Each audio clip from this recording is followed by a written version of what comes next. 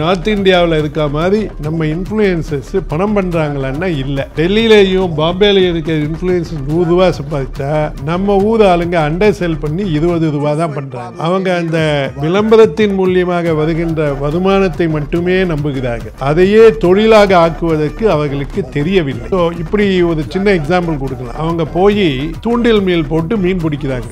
மற்ற ஊரில் விசைப்படுகளை போய் பிடிக்கிறாங்க. இந்த விசைப்படுகளை மீன் பிடிச்சா என்ன லாபம்னா ஒரு 10 நாள் கடலுக்கு போக வேணாம். ஆனால் நாம் அன்றாடம் காட்சிகளாக இருந்தால் தினசரி போய் மீன் பிடிக்கணும். அதை எப்படி தவிர்ப்பது?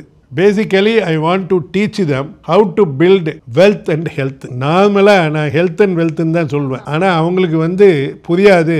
முதல்ல ஹெல்த்தை பில்டு பண்ணி தான் வெல்த் பில்டு பண்ண முடியும். இப்போ கிரியேட்டர்ஸ் பாயிண்ட் ஆஃப் வியூ அப்படின்னு சொல்லும் போது உங்களோட வீடியோஸே நிறைய பேர் ஒரு இந்தியன் ஹெல்த் அம்பாசிடர்ப்பா அப்படின்னு சொல்றாங்க. அந்த அளவுக்கு they are influenced about your videos அப்படின்னு சொல்லலாம். ஆக்சுவலாக நான் வெல்த் பில்டு பண்ணுறது எப்படின்றதுக்கு தான் சொல்ல ஆரம்பித்தேன். அதுக்கு இந்த வெல்த் ஒரு ப்ரீ கண்டிஷன். சுவர் இருந்தால் தானே சித்திரம் வரைய முடியும். அந்த சுவர் மாதிரி இந்த ஹெல்த் முக்கியம். அதுக்கப்புறமா இந்த பெயிண்டிங் வெல்த். சோ அந்த கிரியேட்டர்ஸ் பாயிண்ட் ஆஃப் வியூ அப்படின்னு சொல்லும்போது நீங்க சொன்னீங்க அவங்க பணம் சம்பாதிக்கிறது எப்படி அப்படின்னு தெரியாம இருக்காங்க அப்படின்னு சொல்லி இந்த ஈவென்ட் மூலமா தெரியாம இருக்குன்னு கூட சொல்ல மாட்டேன். அவங்களுக்கு admitted desire they want to be an influencer. Unadmitted desire, they want to earn money and happiness by fulfilling the requirement of the viewers.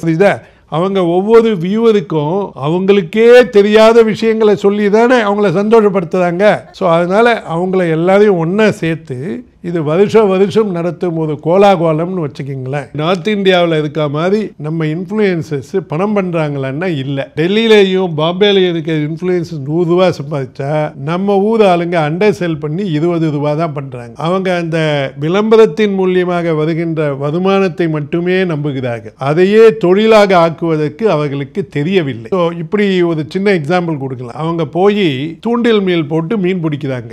மற்ற ஊரில் விசைப்படுகளை போய் பிடிக்கிறாங்க. இந்த விசைப்படுகளை மீன் பிடிச்சா என்ன லாபம்னா ஒரு 10 நாள் கடலுக்கு போக வேணாம். ஆனால் நாம் அன்றாடம் காட்சிகளாக இருந்தால் தினசரி போய் மீன் பிடிக்கணும். அதை எப்படி தவிர்ப்பது? Basically, I want to teach them how to build wealth and health. நார்மலாக நான் ஹெல்த் அண்ட் வெல்த்னு தான் சொல்வேன். ஆனால் அவங்களுக்கு புரியாது.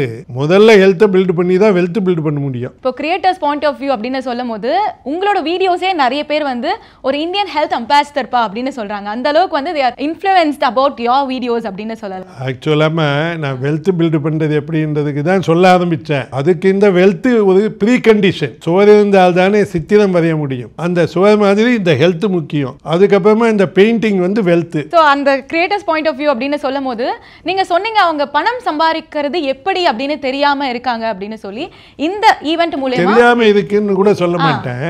அவங்களுக்கு admitted desire they want to be an influencer. Unadmitted desire, they want to earn money.